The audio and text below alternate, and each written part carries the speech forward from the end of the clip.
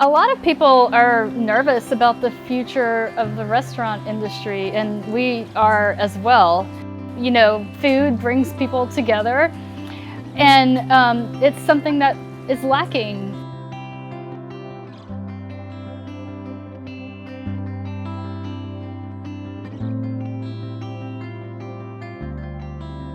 I'm Melanie Cochran. I'm the co-owner of the Wildcow.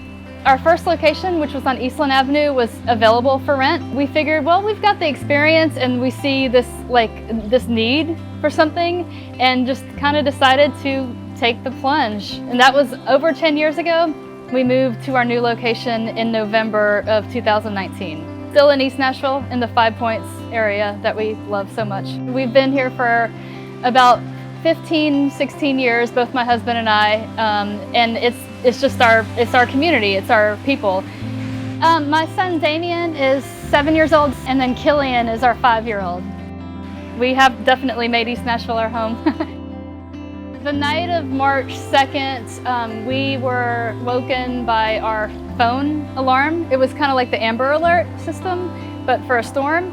So we both got out of bed and turned on the Weather Channel, and trying to decide if we need to get our kids up and bring them downstairs.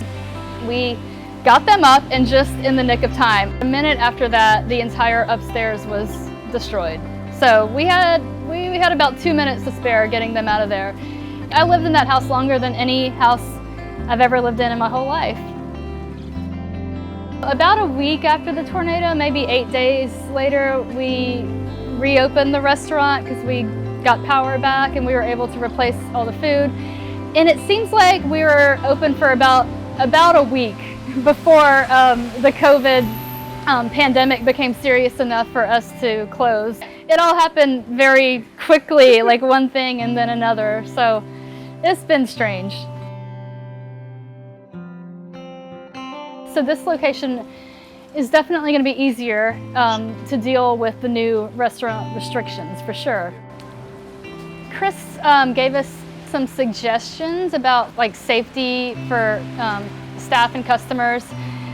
Hi, I'm Chris Bohm. I'm with TVA's Energy Right Solutions for Business and Industry Group. So TVA has always had a standpoint of helping the customer in need. So when TVA started, we helped people create fertilizer in the valley that help spread farming and those sorts of things. So we're always working with the community and economic development to help our customers in any way that we can. So some of the things that we might be looking for as we walk through the Wildcow is taking a look at their HVAC system, what their set point is on the thermostat right now, as well as understanding the usage, their freezer, their refrigerator, and their ice maker, as well as even their hot water heater, what they're doing with those sorts of equipment. One of the things that we've had to do is reduce the amount of people who work at any given time. So we just have 2 people working in the kitchen and 2 people at the most working front of house. So we've cut down the menu a lot to get away with only 2 people in the kitchen. A lot of people are nervous about the future of the restaurant industry, and we are as well. At the same time, we know that restaurants will always be there. People want to go out to eat.